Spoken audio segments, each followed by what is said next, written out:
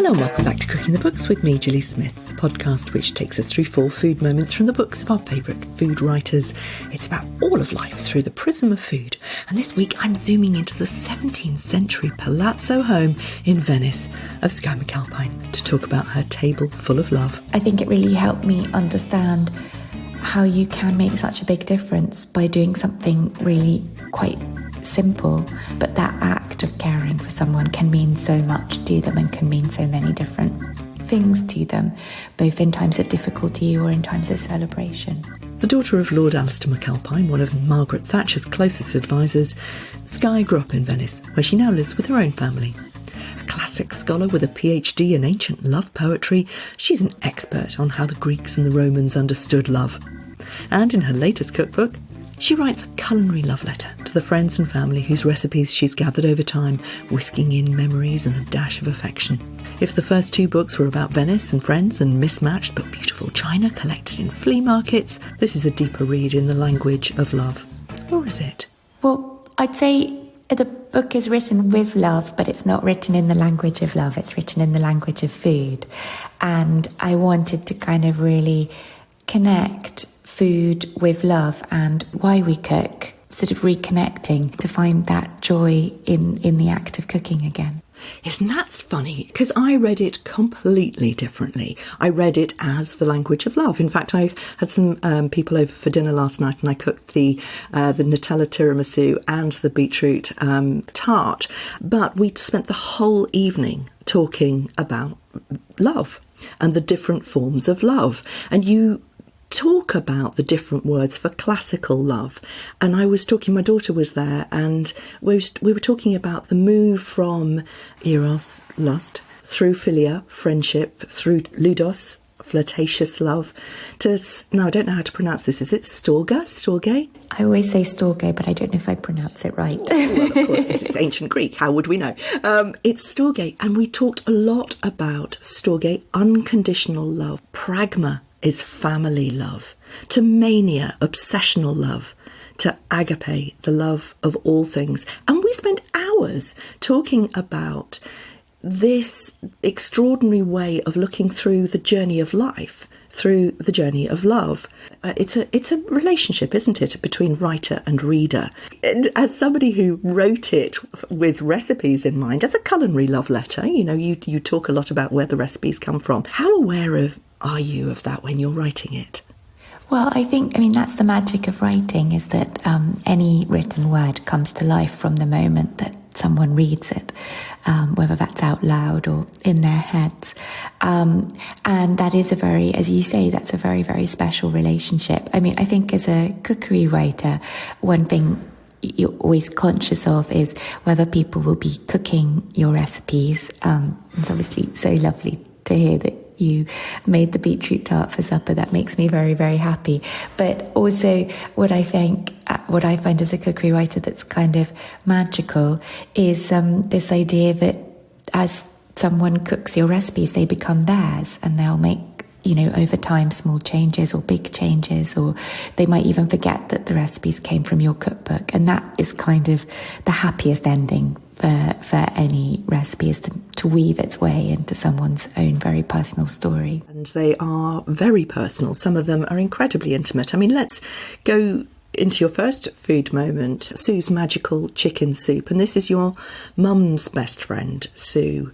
And the only thing that she would eat while she was living with cancer was Sue's soup. Tell us that story. So that recipe, or that moment, I guess, in my life really kind of was the inspiration for the book, because it's such a clear illustration of someone making something with love, and I guess the act of cooking really being the only thing that you can do, but making such a kind of both tangible and emotional difference or impact on, you know, another person or another family's life. So when, you know, my mother was sick and in hospital for quite a long time, and Sue used to make chicken soup for her every day, unprompted, without us asking, and would just kind of bring it to the hospital and drop it off in plastic Tupperware, and then come by the next day and pick up the empty Tupperware container and replenish it. And it's such I think it really helped me understand how you can make such a big difference by doing something really quite simple, like cooking. We can all cook, even if it's just making a cup of tea or making toast with butter or scrambled eggs on toast or something. But that act of caring for someone can mean so much to them and can mean so many different things to them, both in times of difficulty or in times of celebration. And you say that, it is so much more than the chicken, the celery and the carrot. It was memories, hope, the taste of a world beyond a hospital bed. It was Sue's precious time and her care and her love that went into that soup. And I was cooking with some children the other day at Brighton Community Kitchen, helping out with the Year Sixes. And we were making red velvet cake. And they were reading the ingredient list. And I said, have you put the magic in? And they went, what, doesn't say magic on the ingredient list? I said, of course it's got magic. What's your best wish? And one of them said, cure for cancer. So we whisked in the cure for cancer. And there's a wonderful kind of alchemy about cooking. And you talk about this a lot. The book is separated into chapters of comforting, seducing, nourishing, celebrating, spoiling. And you talk about the alchemy of cooking in each one. The seduction chapter is so much more about making pancakes, for example. It's about intention behind it, which is really lovely. Tell us about this one. Oh, well, that's so lovely of you to say, and what a wonderful story of the red velvet cake. I don't think I'll ever be able to eat red velvet cake again without thinking of that wonderful story and that wonderful moment. But yeah, the whole idea for the book is to shift the emphasis away from the skill of cooking. And my hope is obviously the recipes are foolproof and simple enough that you follow the steps and it should all fall into place. It shouldn't prove a challenge. But I think so often as cooks, we focus on skill and less on intention. And actually the intention is what matters. And on an emotional level, ultimately, it's the intention that makes a homemade birthday cake taste better than one bought from a shop, or, a cup of tea tastes better again, or supper in someone's home tastes better or more meaningful or more memorable than the most delicious, exquisite Michelin-starred dinner in a restaurant. So it really, the whole book is, you're so right about intention, but I think that is not illustrated more so than in the Seduce chapter, which is really recipes to make people fall in love with you. So tell us about when Anthony fell in love with you. When you fell in love with Anthony, take us back to Oxford when you were 19 years old. So we were both freshers at university and we met by chance. And not long after we'd met, Anthony was hosting a sort of house party because his halls of residence were in a sort of pink house on Merton Street to the back of college. And whereas most other people, unless you were in the pink house, everyone else was kind of on the main part of the campus. But the nice thing about this pink house on Merton Street is that it had a kitchen. I mean, not by any means a glamorous kitchen, but a basic, very, very basic kitchen. And so he was with a couple of other people who were living in the house. He was hosting a house party. And so I was so thrilled to be invited. And I thought I should take something. But I didn't know what I could possibly cook because I didn't have access to a kitchen. So I made tiramisu because, of course, it's all raw. So you don't actually kind of really need a kitchen or kitchen equipment, so I made it over the sink in my bedroom. And I turned up at the party with a massive tray of tiramisu, and literally everybody else turned up with beer. So I kind of, from the get-go, I was the odd one out. But Anthony loved the tiramisu, and I still now attribute it to being kind of what made him fall in love with me. And the recipe I make now is still very much the same. The only change is I've added in a layer of Nutella between the mascarpone and the Savoiardi biscuits, which I love. And went down extremely well with my daughter last night, let me tell you. But you do say don't try to impress, and you do talk about the secret to a happy marriage. And this is where we were talking about this. We were talking about this a lot last night, about how to make a relationship work. And you've now got 2 children, they're 3 and 10, your boys. And, you talk quite a lot about how to get through life I think we talked when Achilles was just born last time. And, there's a maturity about your writing now, and that comes from the reality of having a family, of getting through the days. And a lot of it is the pragmatic. And I think that's really interesting. Tell me why you wanted to bring these different forms of love into the book and make it such a philosophical read. I think it felt important. I think we have a tendency now to generalise. The word love in the English language is used in quite a generic way. It can mean anything from, I love roast potatoes, to I love my children, to I love my husband, to I love my best friend, or I love shopping, or I love going on holiday. And they're all a range of very, very different emotions. And so I thought it was interesting to delve a little deeper into that and to explore, I guess, the emotions that surround food and life, because the two are so tied together. So that's kind of what shaped the chapters, where I guess the kind of overriding emotions that I feel in a context of cooking. And I agree, the pragmatism, I think that in many ways is a driving force for the book, because we do cook every day. We make breakfast, lunch, dinner, snacks in between. And when you have children, that load becomes heavier rather than lighter for a while anyway, because they eat a lot. And I think I found that it's easy to forget that it's a privilege to cook for the people that you love. And, I do it too. And it's so easy to sort of stumble into a feeling where it might feel like a chore, or like an effort, or like it's not worthwhile. And so by reminding ourselves that cooking is something that we choose to do and that it is an expression of love, I think it gives it more meaning and can feel less like a have to and more like a want to. What I found interesting was that there's a slight, melancholy is probably the wrong word, but there's a repositioning of you as a mother over time. Obviously, we have certain ideas, certain visions of how it's all going to go, and then it's really nothing like that at all. And you talk about how you always thought you were going to, be cooking all the time for fun with the kids, and actually fish fingers for dinner is the reality. And, you talk about actually that's what you had when you were a child. And of course, we have these big ideas that it's all going to be great fun, and they're going to cook cakes after school every day, and you're tired. It's not that sort of Enid Blyton mothering at all. And again, you talk about a different type of love, the Storge, a more mature love. It's unconditional, but it's stoic. And I thought that was really interesting. I remember very, very clearly having small children and feeling stoic. It's a very deep love that you have as a mother and as a wife.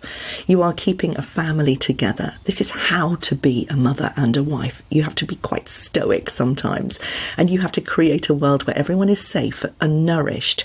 Even when they've left home, mine are 24 and 27 now, and I'm still feeling very stoic. That Storge love really resonated with me. I think it's certainly true that motherhood is different from how I imagined it to be. Then I think most things turn out different from how we imagine them to be, because, as you say, everything is a very personal experience. And so however much those who've come before you or friends might share their experiences, yours is always going to be yours and different, and come with its moments of joy and come with its own set of challenges. So I think motherhood is no different from that. Definitely, I find, in some ways, cooking for family is much harder for me anyway than cooking, for friends, or, the kind of celebratory cooking that's sort of more of a one-off, and it feels more space perhaps for creativity and for fun and celebration, and less the repetition of breakfast, lunch and dinner every day.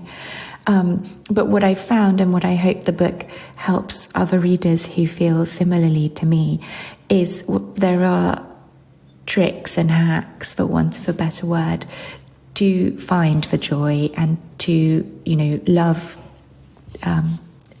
cooking, that sort of everyday cooking, as much as other kinds of cooking, even more. I found, for example, having a set of go-to foolproof, but I don't have to think about recipes when I'm tired. You know, there's a recipe, for example, for pasta alla bibi, which is just the simplest tomato sauce, both to make and to eat. You know, doing a lovely pasta with fresh tomato sauce, I don't have to think about it. I can do it in sort of 15 minutes from the moment we walk through the door to sitting down at table. The boys will enjoy it, you know. So having tools like that to support you really make it free you up to have fun, I think. And then another lesson that I've learned is not giving ourselves a hard time. Like, there's nothing wrong with fish fingers for dinner. In fact, it's absolutely delicious. One of my happiest memories from childhood is fish fingers for dinner. So not kind of working by a set of rules that are determined by society or other people or prejudices, but letting yourself enjoy. You don't have to work hard to feel good about yourself as a mother. I think you can relax into those moments where it's a bit easier. And then also, like you say, dwelling on those moments for celebration. So when you do make a birthday cake, or when you do bake a cake together, or they do clean their plates and really enjoy or relish the meal that you've made for them, really holding on tight to those moments because they are special and shouldn't be taken for granted. I think that one of the pressures, and it was a pressure, that I found as a mother of young children was the birthday cake. Everyone seemed to make amazing birthday cakes. Everybody else seemed to be able to make amazing dressing up clothes and all sorts of things like that. And the birthday cake was the kind of the symbol of the great mother. And yours is called the birthday cake of dreams. But it is a wonderful way of creating a tradition. Is that what you want to do? Create memories for your boys of this birthday cake of dreams? I mean, I think every time you cook, you're creating memories, and that helps me think, you know, find the emotional strength to think that it's a worthwhile use of time to cook beyond, you know, being a greedy person and wanting a yummy supper, which I am and always do. So for me, birthday cake, I mean, I just have an incredibly sweet tooth, and I love cake and I love baking, probably actually much more than I love cooking. So making the cake is probably almost more for me than it is for the boys. The bit for the boys is the addition of hundreds and hundreds of grams of Nutella to an otherwise quite simple recipe, because they love it, and, you know, so do I. I mean, definitely I know what you mean about birthday cakes, these feats of engineering, you know, cakes that look like mountainsides or volcanoes or pirate ships. I'm not an engineer. I'm really not good at that kind of baking. Birthday cake for me is always, you know, it looks like a cake. It might be laden with chocolate, and I might kind of bring out a piping bag and try and scrawl their names on it messily. And it always has lots of candles, but I don't think they're particularly beautiful, but they are made with love. And I think, again, the intention is what we keep coming back to, and that for me is the most important thing. And I think hopefully translating that to them so that they understand that it doesn't really matter what you make or how you make it or how beautiful it is. It's the intention with which you make it, that magic, that matters. And hopefully, you know, again, for them, you know, if they enjoy baking and they like, you know, it brings them joy to make a cake that looks like a dragon, then wonderful. But if they just want to express love for someone, then I think making a birthday cake for them is a really good way to do that. And I hope they know that and kind of have that joy in their lives, because it's a huge source of joy in mine. Again, you know, we look at the original Greek and the Latin for spoiling, because you talk about spoiling, which is, you know, something parents and grandparents love to do. But in both Latin and Greek, it's about taking away, it's stripping, it's robbing, it's pejorative. In English, it's about indulging. What do the Venetians, what do the Italians think about spoiling? I mean, having said that, I can see the endless number of nonnas who literally have put sugar in my children's mouths when they've been crying. Well, I think, you know, food can be very, very spoiling, and that's part of the joy of it. And it is, as you say, a nonna's privilege to spoil, and it's a friend's privilege to spoil, and a godmother and an aunt. And on occasions too, it's a parent's privilege to spoil as well. And I think if you're going to spoil with anything, then food's a pretty good space to do the spoiling. No one, ever became a bad person through being offered too much cake or learning to enjoy their food. I think that's a big thing for me with children, is just shifting that emphasis onto enjoyment. I think particularly in the Anglo-Saxon culture, there's a lot of talk of, eat your vegetables because they're good for you, or, finish everything on your plate because it's polite to do so. And actually, that seems mad. We should just shift the emphasis onto eat your vegetables because they're delicious and you're going to enjoy them. And maybe you think you don't like them now, but try them, because if you give them a chance, I think you'll really like them. And I maybe this is uncompromising of me, but I think if I like it, if I genuinely think something's delicious, there's no reason why they shouldn't too. And they might not now think it's delicious. Maybe it's a journey to develop associations with those flavours and to become comfortable and familiar with those flavours. But if something objectively tastes nice, everyone's going to kind of come round to that point of view, given the time and the effort. So I think shifting for children, especially, the emphasis away from food as something that we have to eat and that is quite boring and sterile, and again, very, very pragmatic, and shifting it more into a space where it is spoiling and it is a treat. And treats, don't just look like Nutella birthday cakes. Of course, they look like that sometimes, but they can also look like, fresh strawberries, or, a really delicious pasta al pesto with yummy fresh vegetables in it, or, wilted spinach with a bit of butter and parmesan. It can look so many different ways, and finding that joy in them, I think, is one of life's great privileges and advantages. And I think that finding the joy is the essence of celebration, and you were just about to go into the period of Lent, and I think that Britain kind of looks on in some kind of envy, actually, I think, because the difference between the Protestants and the Catholics and the people who fast is that they also celebrate with food, so that food becomes something that you long for and that you find joy in at the end of a period of fasting. Whereas a Protestant way of eating, where you just eat pragmatically every day, the joy somehow is made humdrum. I mean, I definitely found growing up here in Venice, and the way you do your shopping at the market, at the Rialto primarily, and it's very seasonal, so you have the most delicious, scrumptious produce, but it's not there forever. You can never get mangoes at the Rialto market. They just don't exist. But you can, get the most delicious peaches in summer. But I couldn't get peaches now. I couldn't get asparagus now. I couldn't get persimmons now. Each of those have their season. And what I find is you really look forward to it, because you can't have it for most of the year. And then the moment comes and you really let loose and you eat peaches till you sort of feel slightly sick in your stomach because you've eaten so many. But it's such a good feeling. And it's quite interesting. I think there is a very similar cultural approach, like you're saying, to non-seasonal produce. So, for example, at the moment for Carnival, we have frittelle, which are these delicious round donuts rolled in sugar and peppered with fat raisins and kind of pine nuts, and they're the most delicious thing, and you have them for the carnival period. But come tomorrow, with the beginning of Lent, that's it, they're gone, and you won't have them again for a year. You have them maybe 2-3 weeks, maybe a month of the year.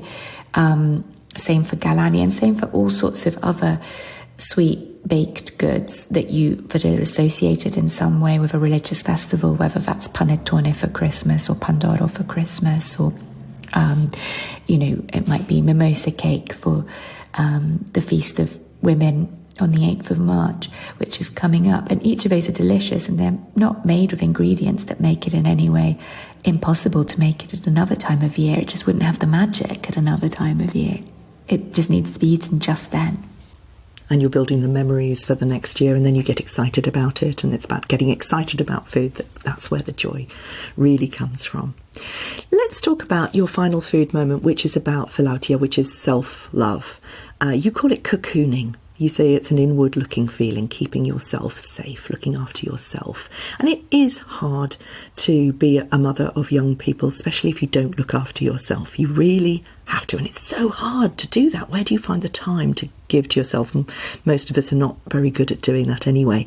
But you really bring this out in the book, and I wonder, if that comes from personal experience and something that you feel that you really have to say to others, cocoon yourself. I don't know. I mean, I think of all the people to cook for, the person I find it hardest to cook for is myself.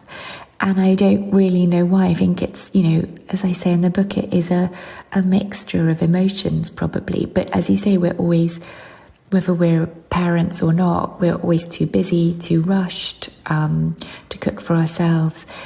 It's not really worth the while. It's not worth the effort. That's a kind of overriding sentiment. And so, I'll happily cook a sort of delicious feast for friends or for my family, but if it's me, the temptation is to have peanut butter on toast for supper. And peanut butter on toast is delicious, and that's a wonderful supper. And if that's something that you're intentionally making for yourself, thinking, what do I really feel like? That's what I feel like.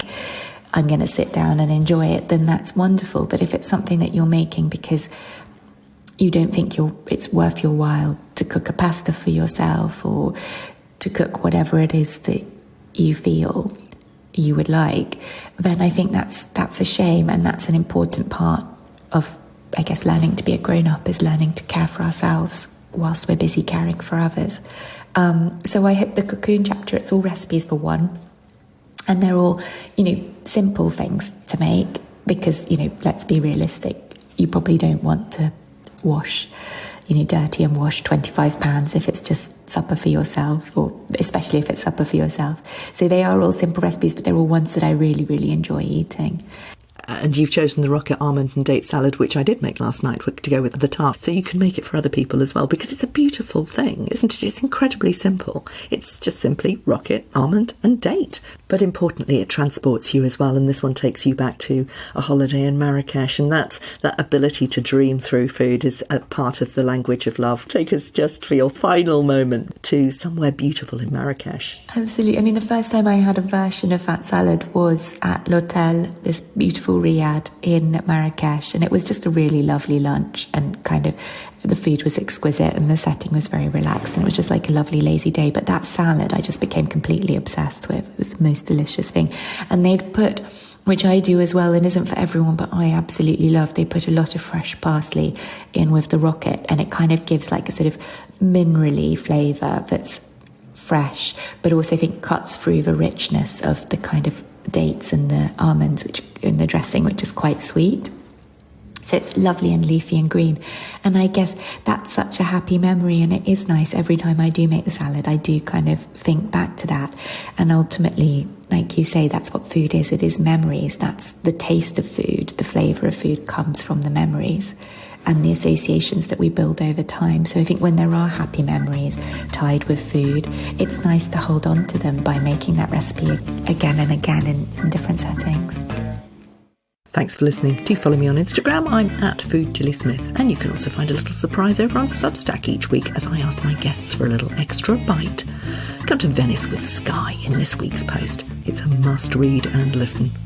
Just search for Gilly Smith on Substack, and I will see you next week.